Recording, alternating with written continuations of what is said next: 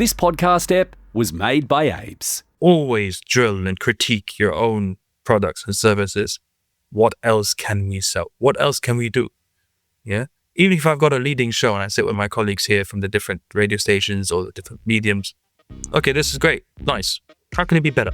This is Media Sales Mastery, the podcast for media sales professionals. Hey, this is Media Sales Mastery. I'm your host, Jamie Wood. Our topic is selling in a new market, and my guest today has done this at the highest level again and again. Omar Othman has spent more than 2 decades in Middle East media, spanning television, OTT, and digital. Today, he's the CEO of SABCO Media, the largest private media group in Oman. He has crossed geography, medium, and the line between content and commercial. So he is exactly the right person to unpack how you adapt when the market changes underneath you. It's going to be a great episode. Let's dive in now. The first 5. Omar, welcome to Media Sales Mastery. Thanks for having me. Pleasure to be here. It's really good to connect. It's been really interesting just having a conversation with you over the last year and a half. And I thought you'd be the perfect person to kind of dive into this topic with. So to set the scene, first of all, give us a quick snapshot of your background in media and in particular, your current role as the CEO of SABCO Media. All right. So I started in the media world in 2005, where I worked for NBC and Al Arabiya News Channel for 11 years in marketing, commercial, planning and scheduling, productions. Did a bit of a few rounds there. Then I went to OSN for a couple of years on their OTT platform, which is now known as OSN Plus. Left OSN at the end of 2017, joined Al-An TV as the commercial director and director of strategic partnerships for 7 years. Finished that one, and I had a quick stint with An-Nahar, the Lebanese newspaper, out of the Dubai office, leading the Dubai office, before moving to Oman as the CEO of SABCO Media, where it's been slightly over a year. That's in a very brief nutshell. It's about 14 months, I think you've been there now. Is that right, in Muscat? Plus minus, yeah. So what in your mind has been sort of the biggest differences that you've encountered in, not only the country, but maybe the culture, the way that media is traded and transacted, in this market compared to where you've worked before? I mean, look, at the end of the day, it's still part of the GCC, it's still part of the Arab world. Cultures in most parts are similar. There are some differences. There are some, here it's very relationship driven. So it's all about, who you're dealing with, and trust is a massive element, which is a part of a cultural thing as well. Across the Arab world, trust is a massive part of what we do. And that was there aren't much of a difference, when it comes to the UAE and Oman in terms of how things are done. That they're literally a few hours apart by car, and they're very close, and it's a very strong relationship between both countries. So not much of a difference there. And so in your role, you've obviously got a revenue organization, so a sales team and a broader commercial function reporting into you. Just to set some context before we dive into the topic, what does the structure of that team kind of look like? Is there anything about the structure here that's kind of unique compared to maybe some other markets or teams you've worked in the past? I mean, so give a brief idea. So under SABCO Media, there's 3 separate units, so to speak. So we've got the radio arm or the media arm. So we've got 3 radio stations, which obviously comes with its social media and its digital presence and so on. We have the digital out-of-home and out-of-home unit, which has its own unit head and sales team. And we've got the agency. And so the agency, a full-fledged in-house agency from social media management, creative, productions, the whole 9 yards. So those 3 separate businesses fall under SABCO Media. And how they structure their sales team, each one's got their unit heads and their sales heads. And they focus on what we've been doing since I joined and pushing forward is being a solutions provider. So it's not about, taking a menu to the market and seeing what people want to eat. It's about finding what challenges our partners have and what solutions we can provide. So it's very bespoke on what we're tailored and offer. Media Sales Mastery. Fantastic. I think the main reason I wanted to talk to you was one of the things with this podcast is our audience is very much media sales professionals all around the world. But what I thought was really unique about your background and experience is you're someone who's obviously worked in a commercial side. You've worked across a range of different media types. You've worked across a range of different customer types, and then you've also worked across different countries. And so this whole idea of operating in a new market and coming in and having to transfer skills and knowledge into a new context is what I'm kind of eager to understand and unpack today. And I want to start with you in your current role as CEO. What did your first 90 days actually look like when you relocated to Oman?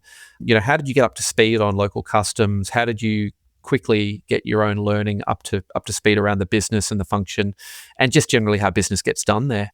Interesting. So my first 90 days were about looking in-house. I wanted to look at, the team that we're working with here, my colleagues, my peers, what it is they've been doing in the past, identify their own unique individual strengths and what opportunities lie between each person, how we can further develop and expand on what it is we currently do. And that's from the skill sets and offering of what we do internally here at SABCO Media. On my personal part, was understanding the small differences between here and the UAE or Saudi and the other countries where I've worked closely with during my career, and what differentiates, working in Oman, what's expected of people who work in Oman, how you handle the different do's and don'ts of culture and society. And you have to make sure that, you respect those and you understand them properly, because you don't want to fall into the mistake of being misinterpreted just because you don't know. So I made it a point to understand the local culture as much as I could, while also managing and looking at the opportunities that lie within. So really the thing I'm taking away from that I think is important is that you would imagine anyone coming into a new role, they would feel a bit of pressure to make some early moves, get some quick wins, kind of make their mark, show value early on. But it seems like that is a bit counterintuitive. It sounds like your approach there was very much about having to have some restraint and to spend that 90 days actually just actively observing and getting an understanding of exactly how things are operating. Is that fair? Yeah, I mean, look, a lot of leadership roles, it doesn't have to be CEO. You can be a commercial director. You could be in position. People tend to think in the first 90 days is crucial to get quick wins. Your wins don't necessarily have to be financial. Your wins can be identifying hidden gems. Your wins can be finding opportunities that weren't tapped on. Your wins can be structural changes that, identify massive inefficiencies in the past, or uncover things that were done wrong and may have been harmful to the company in the past. So wins don't necessarily have to be contracts signed at a board meeting. They can be identified as setting the ship in a different direction. So from the CEO vantage point, if I could imagine for a moment, you've put a sales leader in place in the organization, or even they've employed a frontline media sales person. What do you think might be some of those mistakes that are quite common for someone to make in those first early weeks, if they're in particular in an unfamiliar market? Biggest mistake salespeople make in unfamiliar markets is coming to do what they know should be done. And when you claim to know something, you turn a blind eye to what could be the correct answer because you're aiming to prove what you think you know.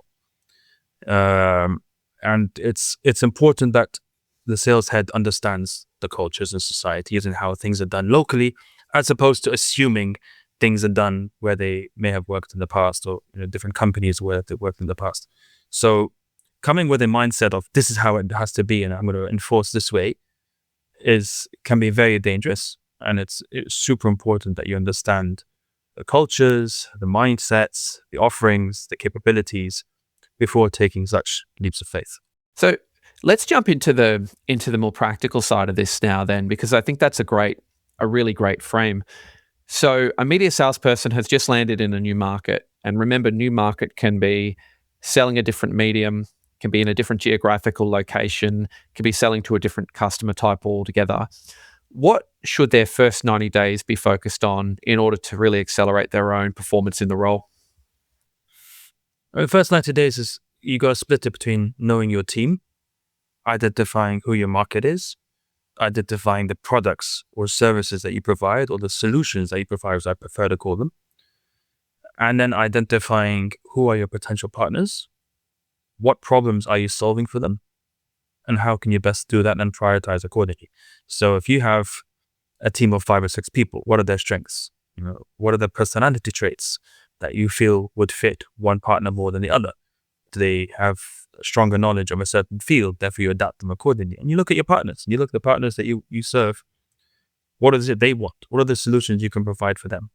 And how can you best identify where the gaps are that you can fill? If your sales team are going to the market with a menu, I mean, I think those days are well past us, and it's time that we start really thinking with a solution solving, a solution providing mentality, as opposed to an a la carte service. So it's a good point you make around obviously then having to have a good understanding of not only your product, but your customers and their pain points, as well as maybe the business culture. What do you think sort of matters the most when you're new? Like what's the one thing that everybody has to kind of prioritize knowing first? Prioritize knowing first. You need to know. I mean, obviously, before you even go outside, you need to take a good look inside, right? And you need to understand your product, your capabilities, your bandwidth. I need to know that like the back of your hand, because the last thing you want is to be, surprised or ask something that you cannot handle on the go when you're with partners. That's before you step outside the door. You need to really know what it is you can or cannot do. Or, I mean, I like to believe there's nothing you can't do, provided that you're allowed to do so, and how you can solve people's problems and people's solutions. Again, going back to the main point that I've stressed with my team countless times, if we're not solving our partners' problems, what are we doing? It's not about reaching targets or making sales. I mean, and again, in a market where trust is a massive element, they need to understand that you're on their side. It's not a transactional relationship. We're not there to land POs or booking orders or just to make the targets and then my team come to me and say, look, we've hit our numbers. It's not about that, because those are one-time jobs, right? Because the next time when you haven't solved their problems, when you haven't served them the way you're supposed to work together as partners, what are the opportunities to repeat jobs? Yeah, that's a really good point actually, because I think the thing that I've always found is that anyone who comes from any sort of sales role where they're actually very skilled and very good, they typically just have very good emotional intelligence and they have a high customer orientation. To your point, they're very good at having empathy and understanding what it is the customer's trying to do and then figuring out how to then orient their approach in. And I really kind of worry sometimes, what I've seen, Omar, happen is when I brought new reps into my teams in the past, and maybe they've been excellent at selling billboards or excellent at selling television or magazines or whatever, and then they come into selling a different medium and they almost get a little bit shy. They actually become they start to lack confidence in their own natural abilities because they feel as though product knowledge is kind of the thing that was really what they used to lead with. So to that point, how do you work out which of your existing skills and techniques actually do still apply into the new market versus the ones that you need to reshape or relearn? And the ones you need to reshape and relearn are obviously the product and the service that you provide. Like you just mentioned, your team may be great salespeople and they're super confident of what they used to sell in the past, but now they're lacking that. And I've been there before in my sales role where you weren't 100% confident of a particular product or service that you provided. And it was a lot more difficult to sell that versus something that you knew super well. So that's why I stress that looking inside the house before you step outside is super important. Because when you go armed with all the information you have, you're invincible. I mean, it's like, take a lawyer, for example. If a lawyer goes into a case knowing everything, they're bulletproof. But if they go in and they're caught by the element of surprise of something they didn't know, that shows crystal clear to anyone in front of them that they've been shaken, because there's something they weren't prepared for. And you've got to be solid. You've got to give your partner confidence that you've got this. And if that's not shown, it makes things a lot more difficult, or at least a lot slower. Yeah, no, I like that analogy of the lawyer, because to me, a lot of this is that every situation or every case is unique, isn't it? Right? Like there are different pieces of evidence, there are different stakeholders, there are different dynamics that play out, but there are those fundamentals that lawyer will come back to in terms of how they actually practice law and their understanding of law. And so I guess for me, and I know I've asked this question a few times in different ways, but I think the way I wanted to kind of phrase this was, what are some of those fundamentals that you think travel with someone anywhere? Like things that every great media seller does, no matter what the market, the format, or the country is? If you're a people's person, you've got to be good with people. And you've got to have a approachable personality. You've got to be someone who they can believe in. You've got to be someone they can trust. Again, come back to the trust part, which is a crucial element of our society, especially here in the Middle Eastern region. You've got to be someone who they feel is their go-to, right?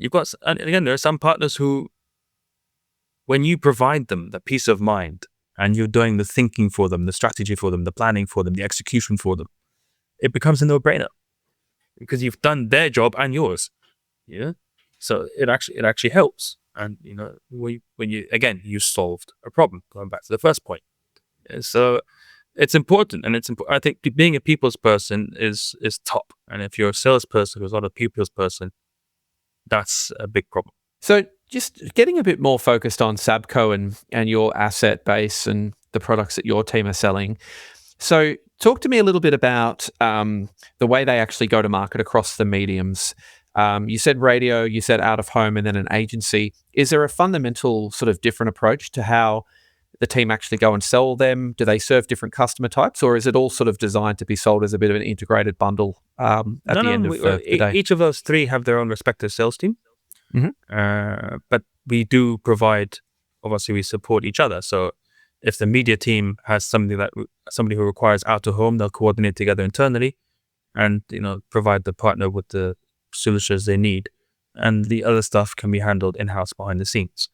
Yeah, but no, we support each other. We're all one team. We fall under the SABCO Media brand, which is part of the SABCO group umbrella on a much bigger scale. So we work as one hand, one leadership, one strategy. So it's not about the different units have obviously different partners, right? So there's different there's some that fall under all three. So it depends. Like for example, people who require out of home may not necessarily require radio and social and digital, and vice versa. You've got people who require marketing, digital marketing, people who don't. So and it's difficult to really say which one.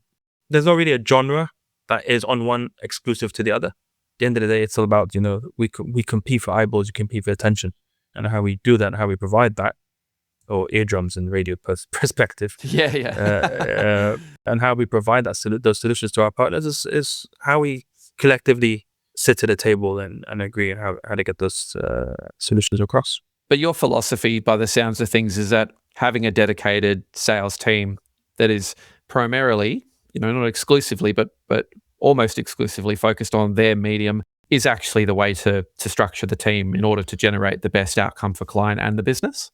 Funny you mentioned that, because before I joined, I actually thought about unifying them. But then having started and discussing, again, one of the things of don't come with your way and expect to get it done. You should have the confidence to be able to say, nope, not a good idea. I'll go with that one. Yeah. So before I joined, and you're thinking before you join, what are you going to do? What are you going to do? And one of my ideas was to unify everything under one.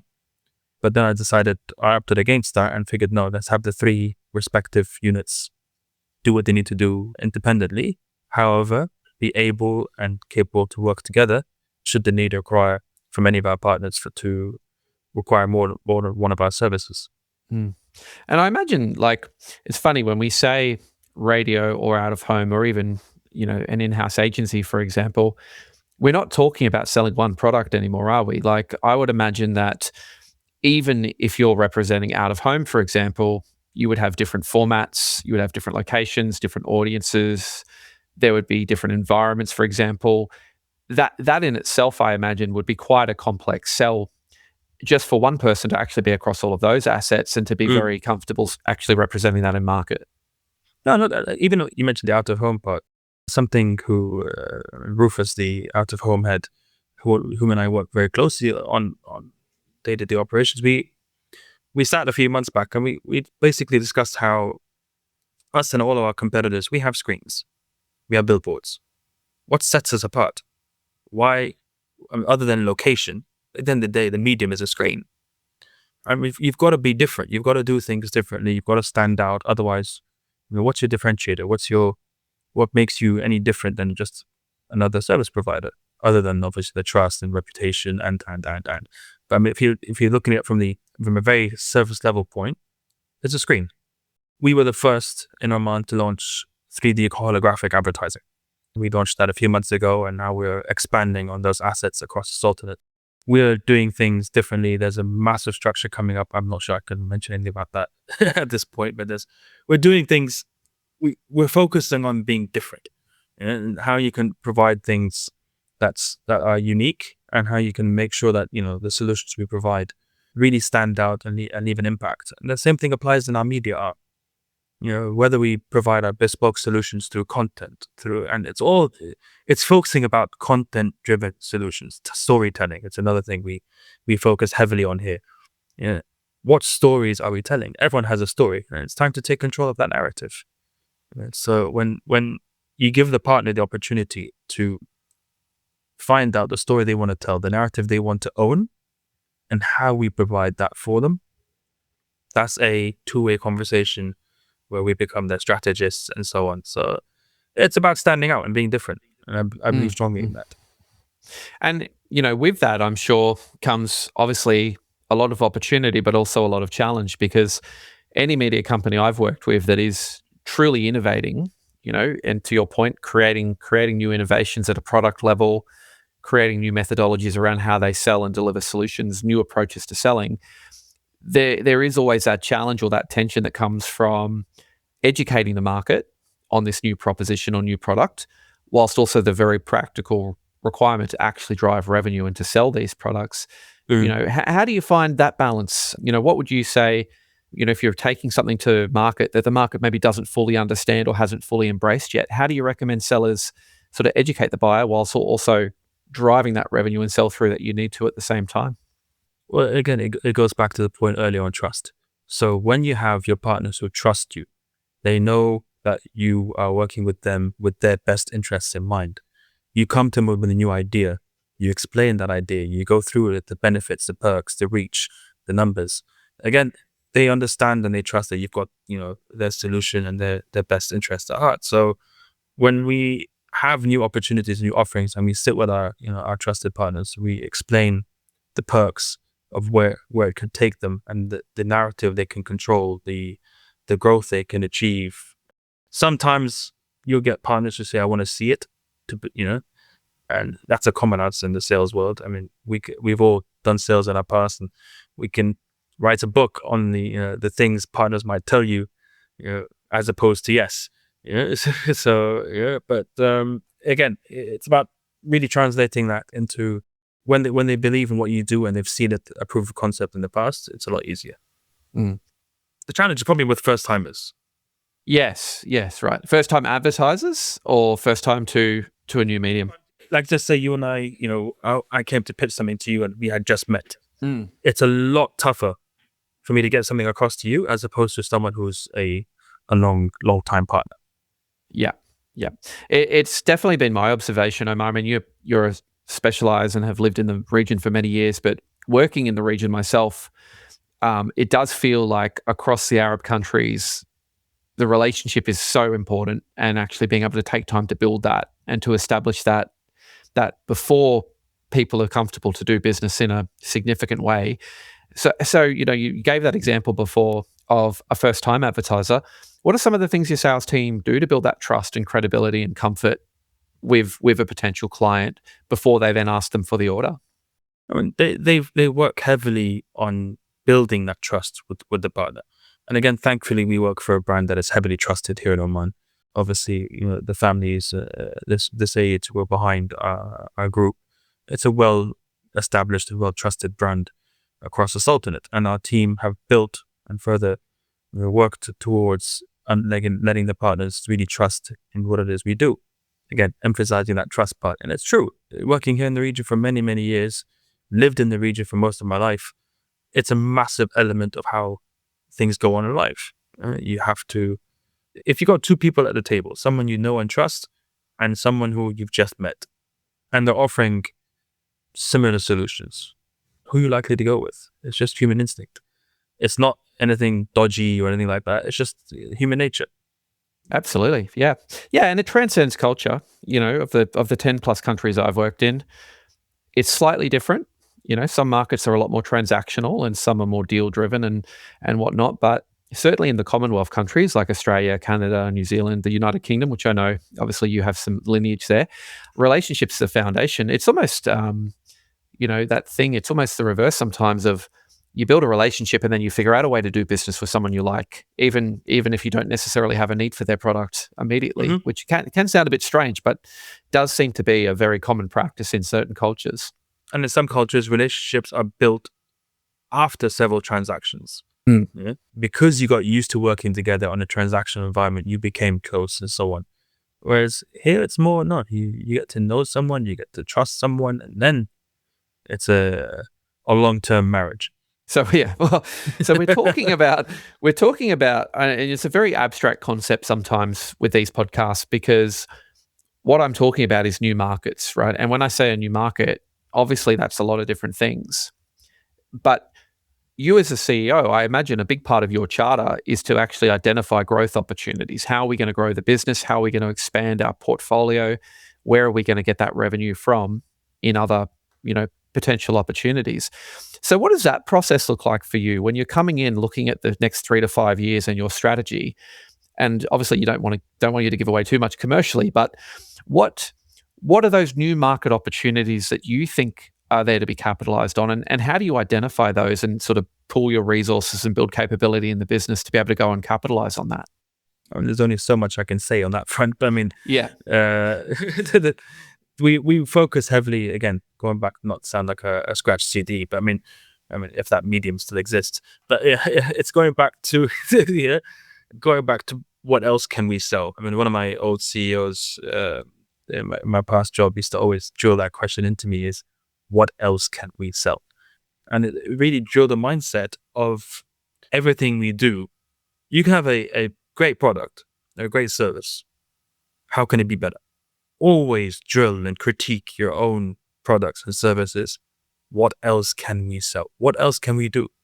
Yeah. Even if I've got a leading show and I sit with my colleagues here from the different radio stations or the different mediums.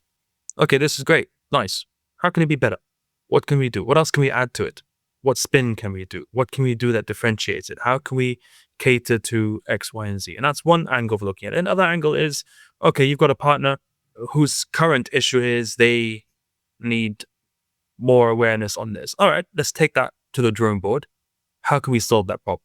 We've got to make sure that we solve problems. Again, I'm sorry to make this sound like a repeat scene, but that it all comes back to that at the end of the day. Yeah. Well, I don't think you're being repetitive. I think what you're doing is you're actually showing what good strategy actually is, right? Which is that you have to have that relentless focus on the customer.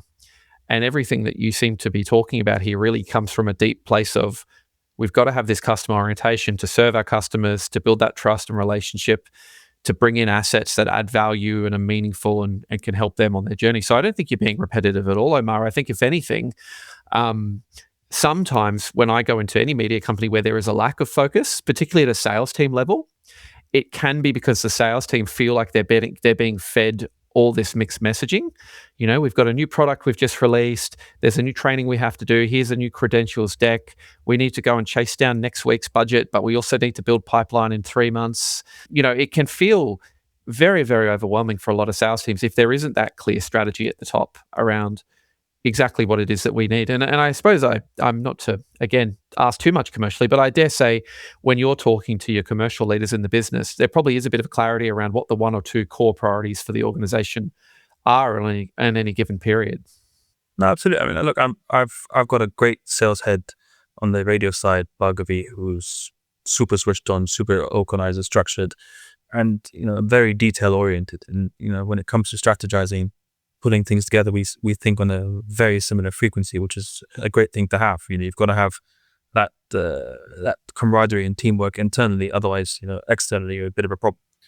Yeah, you've got to have, and your team, if you're using a music analogy, if your maestro can't, which is the head in this scenario, your musicians are all over the place, and you're going to play massively off tune, right? So it's got to come from that structure at the top. The maestro has to lead the orchestra, lead the musicians to get everything on point, to make sure that what we play at the end of the day actually doesn't bust your eardrums. I love that. Well, that's a I mean, that's a really good. Your guitars in the background are helping me here. I was just about to say, I hear exactly what you're saying. It's funny you say that because that actually is a really good analogy of like the conductor of an orchestra, a band leader, anyone. You do need to have that clarity of thought, and you need to have that person who is actually there, able to see the bigger picture sometimes and pull people out of the day to day. And I want to jump into the listener question now with you, Omar. I can't ask my sales manager that. This is really interesting. I'd love from a CEO's perspective to hear your advice to this individual. So I've been selling real estate advertising for the past 6 years. My company recently restructured, and after some redundancies, I was redeployed into a sales team, selling all of our media products: print, digital, content, social media. I'm feeling a bit overwhelmed, to be honest. Not with the role or company, but just in terms of my approach to clients and business development. I was so accustomed to having a territory and very specific industry to sell to. Now I'm a bit lost around who to target and how. Any tips on how to build a hit list when I can literally sell to anyone now? I mean, this comes back to strategy for me, what we were just talking about there. It's the world is kind of this person's oyster. And they're feeling like they don't have a bit of focus there around where to start. What would your advice be if you were sort of counseling this individual through this challenge? You've got to look back to what it is you're offering. So go back to the product side, and you look at your products, you look at what it is, what are the solutions you provide, pair that with the partners in mind, where the best correlations, where the best marriages between those two, and then study your efficiency. So you need to look at, okay, if I put, you've only got so many hours in a day, so many hours in a week, or whatever, however you want to calculate it, where are you best utilizing your efforts? So if I'm going to make the best use of my time, the company's time, the time is money, using another cliche to add to the list, right? So here, how are you best going to utilize that? So if you've got a list of 10 clients, 10 partners, I hate the word clients, you're 10 partners, all right? And then you've got your 10 offerings, right? Or ideally many more. Where are those synergies between the two? Which one, effort versus output versus benefit, which you best align with? And then, take that accordingly. The worst thing a salesperson can do is to feel overwhelmed, not sure where to start or what to do. And then, they end up, there's another one to add to the list of sayings. When you try to do everything, you end up doing nothing. Yeah. So, you've got to really focus your efforts. And if that's not done, you'll just end up not achieving anything. It's, to add to the cliches too, the one I always hear is, strategy is sacrifice. You can't be all things to all people. And it seems like for here, the challenge is that this person's gone from having a very tight focus on a very small patch, which inherently focuses their effort and attention. It's like, I need to extract as much revenue out of this very small portfolio. Whereas here, it's exactly to your point, there has to be a level of prioritization and almost like scoring. Like, where do I put time, people, and money in order to get the greatest return? I imagine it's probably not too dissimilar from the work even you have to do at a strategic level across the whole organization. Failure to plan is planning to fail. Yeah. So and again, even in my role, I've got to make sure that the time I provide my peers, my colleagues, is invested properly to make sure that we get the best output. Prioritizing who needs help when, how is something I have to manage very carefully. And also probably saying no to the things that hurt a little bit. So there'd probably be a lot of interesting projects or interesting opportunities, I imagine, that, would be enjoyable to work on, and probably things you are disappointed you have to say no to. Yeah, unfortunately, there are some things that are super exciting, but you have to prioritize others. You can't CS everything. If you did, then, there's not much of a strategy. You're just taking anything and everything that comes your way. You've got to identify opportunities, and there's nothing wrong with saying no. Another thing is, people feel that I don't know is a weakness. That's something that people find hard to learn. Yeah, there's no shame in saying you don't know something, but the smart person is the one who then knows it the next day. Yes. So yes. Yeah. But yeah, some people don't have I don't know in their vocabulary, and that's very dangerous, because then you end up blurting out something just to answer the question, which is completely off point. And then you end up with a miscommunication nightmare that you'd end up trying to solve. Yeah. And that sort of draws us to the whole point of this episode, right? Which was this whole idea of, selling into any sort of a new market. What does that playbook look like? How do you actually adapt that? And, it's been really interesting just to kind of hear on your experience. I know we didn't get into your early experience too much, Omar, but I'd love to just wrap this up. Like, if I look across the totality of your career, you've changed functions in media companies, you've changed media types, you've changed markets, you've changed countries, you've changed roles.